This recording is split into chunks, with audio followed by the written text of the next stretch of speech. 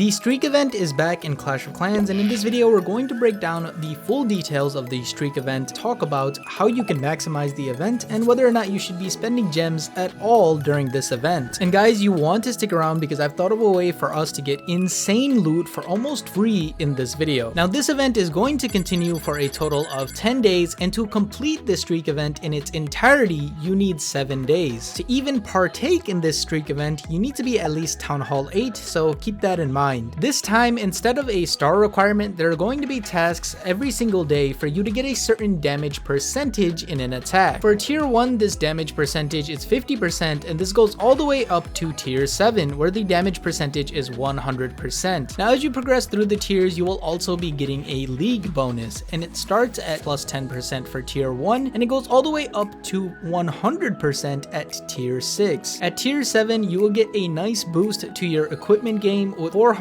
extra glowy ore. Now I'm not 100% sure how the old streak events ran because I was taking a break at the time, but I think this format is actually pretty good. That being said, there are two more things that we want to consider for the streak event. The first thing is that the gem price to continue after you fail to continue the streak is 60 gems per tier minus the initial tier. So for example, if you were to fail at tier 2, you would only have to pay 60 gems, but if you were to fail at tier 7, you would have to pay 360 gems. You can also skip the waiting period for the next challenge and rush by paying 130 gems for every 24 hours, and it's prorated based on that. And don't worry, we're going to be talking about whether or not it's worth it to actually gem later on in the video. Now that we know the details of the event, let's go ahead and talk about the significance of the resources that we are getting. This chart right here breaks down the league bonuses as they stand, and as you guys can see, there is quite a bit of loot to get here. Once you max out the streak event, you'll actually get double of whatever is in this chart right now, and for some leagues, for example like Titan 1 or Titan 2, that's 1 or 2 million extra gold or elixir the moment you hit 70% damage. Now I also made these two charts right here to show you how the loot bonus changes as you go up in league, and as you guys can see, it is pretty linear, so there isn't any inflection points or anything like that, but it is still pretty significant. For example, if you take a look at Titan League, you can get 5,000 dark elixir from your loot bonus, which becomes doubled during the streak event, so you get 10,000 dark elixir, and that doesn't even include anything you took from the base. Now with all of that being said, the obvious way to actually maximize this event is just to get to higher leagues. But is there anything else you could do to actually get more loot for less effort? And the surprising thing is there actually is a way for you to do this. Now as long as you win an attack, you will get your loot bonus, but not all loot bonus percentages are made even. For the first 50% damage you get on a base, you will get 1.6% of the total loot bonus. In effect, this means that when you get 50% damage, you will get 80% of the loot bonus. The next 20% of the loot bonus comes from when you get the 50 to 70% damage at a 1-to-1 ratio. So then the question becomes, is there a way that you can actually try to game this? Now technically, if you used sneaky goblins or baby dragons and you just try to snipe the town hall or get 50% really easily, you could actually get a lot of loot without having to use your entire army. However, the main problem with this strategy is that it relies on the fact that you are already in the optimal league for you to get the most loot bonus. If you're not in one of the higher leagues, then I would highly recommend just pushing normally for the first few days of the streak event so that you can get to a higher league later on. This will allow you to get the trophies that you need while still getting a decent amount of resources. Once you get to the optimal league, you can try to use an army like sneaky goblins or baby dragons just to get 1 star without having to use your entire army. This will allow you to effectively win a lot of attacks, which is going to get you a lot of loot bonus during this event. Another thing that makes this strategy even better is using hero equipment to your advantage. Things like the giant arrow, the seeking shield, the electro boots, the fireball, and the spiky ball can get insane amounts of damage percentage for free on a base. And to be honest, this might actually become a broken way for us to get loot for the span of 3 to 4 days towards the end of the event, and if that's the case, I'll definitely make a short on it. But for those of you that don't want to overthink this a lot and you just want to keep it simple to get the most loot possible, just get to the highest league that you can, since that is the #1 thing that affects the amount of loot that you're gonna get. Now with the maximization scheme out of the way, let's go ahead and talk a little bit about whether or not you should spend gems during this event. The only reason I think you should spend gems during this event is to get the 400 glowy ore at the end at tier 7 if you're you're gonna miss out on that. Buying 400 glowy ore from the gem shop would actually cost you 1000 gems, so as long as it doesn't cost that much, it should be okay value. But I do have to say this is completely preventable by just ensuring that you continue your streak event every single day, so try not to let this happen. In terms of unlocking the streak bonus early by paying that 130 gems, I would highly recommend against it. The amount of difference that you'll get by unlocking a tier 1 or 2 or even 3 days early is not that significant where you'd have to be spending gems for that, especially when you can spend your gems on other things like ores, equipment, and the helpers. Oh, and of course, who could forget the Goblin Builder, which is active right now in the game. By the way, some of you guys might be confused right now on whether you should prioritize the helpers or the Goblin Builder, and I'm gonna be honest, it is a tough decision. That's why I made this video right here to help you decide based on the type player you are, whether you should invest into either the helpers or the Goblin Builder.